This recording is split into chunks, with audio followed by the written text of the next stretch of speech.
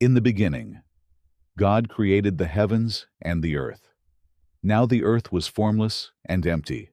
Darkness was over the surface of the deep, and the Spirit of God was hovering over the waters. And God said, "Let there be light." And there was light.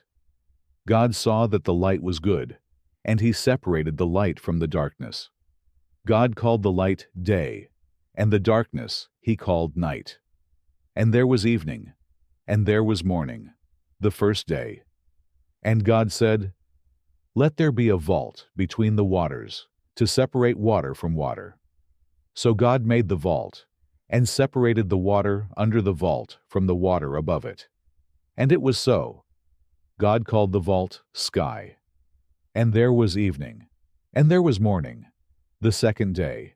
And God said, "Let the water under the sky be gathered to one place, and let dry ground appear." And it was so. God called the dry ground land, and the gathered waters he called seas. And God saw that it was good. Then God said, "Let the land produce vegetation, seed-bearing plants, and trees on the land that bear fruit with seed in it, according to their various kinds." And it was so. The land produced vegetation, plants bearing seed, according to their kinds, and trees bearing fruit with seed in it, according to their kinds. And God saw that it was good. And there was evening, and there was morning, the third day. And God said, "Let there be lights in the vault of the sky to separate the day from the night, and let them serve as signs to mark sacred times, and days, and years. And let them be lights in the vault of the sky to give light on the earth." And it was so. God made two great lights, the greater light to govern the day, and the lesser light to govern the night. He also made the stars. God set them in the vault of the sky, to give light on the earth, to govern the day and the night, and to separate light from darkness.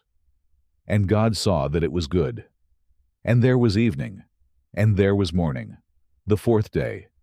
And God said, "Let the water teem with living creatures, and let birds fly above the earth across the vault of the sky." So God created the great creatures of the sea, and every living thing with which the water teems, and that moves about in it, according to their kinds, and every winged bird according to its kind. And God saw that it was good.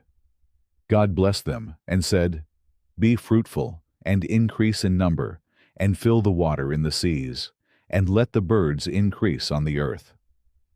And there was evening, and there was morning, the fifth day.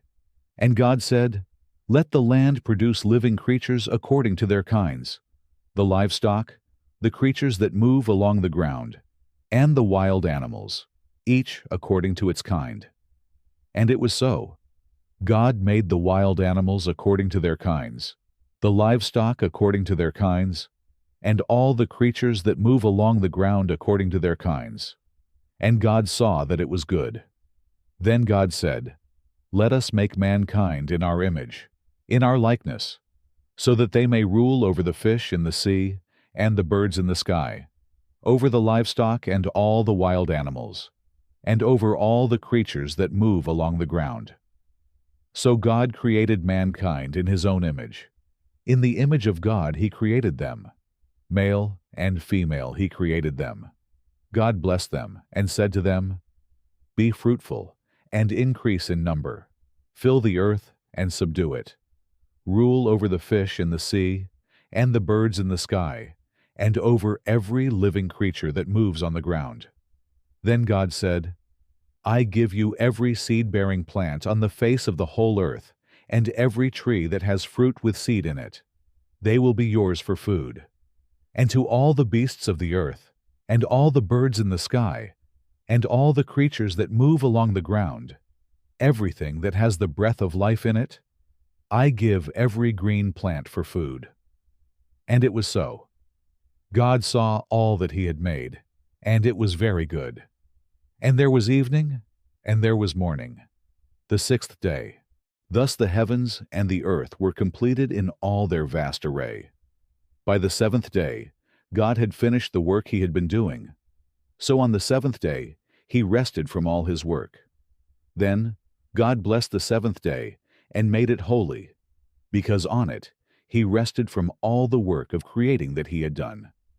This is the account of the heavens and the earth when they were created, when the Lord God made the earth and the heavens. Now no shrub had yet appeared on the earth, and no plant had yet sprung up, for the Lord God had not sent rain on the earth, and there was no one to work the ground. But streams came up from the earth, and watered the whole surface of the ground. Then the Lord God formed a man from the dust of the ground, and breathed into his nostrils the breath of life, and the man became a living being. Now the Lord God had planted a garden in the east, in Eden, and there he put the man he had formed. The Lord God made all kinds of trees grow out of the ground, trees that were pleasing to the eye and good for food. In the middle of the garden were the tree of life, and the tree of the knowledge of good and evil. A river watering the garden flowed from Eden. From there it was separated into 4 headwaters. The name of the first is the Pishon. It winds through the entire land of Havilah, where there is gold. The gold of that land is good. Aromatic resin and onyx are also there. The name of the second river is the Gihon. It winds through the entire land of Cush. The name of the third river is the Tigris. It runs along the east side of Asher. And the fourth river is the Euphrates. The Lord God took the man and put him in the Garden of Eden to work it and take care of it. And the Lord God commanded the man, "You are free to eat from any tree in the garden, but you must not eat from the tree of the knowledge of good and evil, for when you eat from it, you will certainly die." The Lord God said, "It is not good for the man to be alone. I will make a helper suitable for him." Now the Lord God had formed out of the ground all the wild animals and all the birds in the sky. He brought them to the man to see what he would name them, and whatever the man called each living creature, that was its name. So the man gave names to all the livestock, the birds in the sky, and all the wild animals. But for Adam, no suitable helper was found. So the Lord God caused the man to fall into a deep sleep. And while he was sleeping, he took one of the man's ribs, and then closed up the place with flesh. Then the Lord God made a woman from the rib he had taken out of the man, and he brought her to the man. The man said, "This is now bone of my bones and flesh of my flesh. She shall be called woman, for she was taken out of man." That is why a man leaves his father and mother, and is united to his wife, and they become one flesh.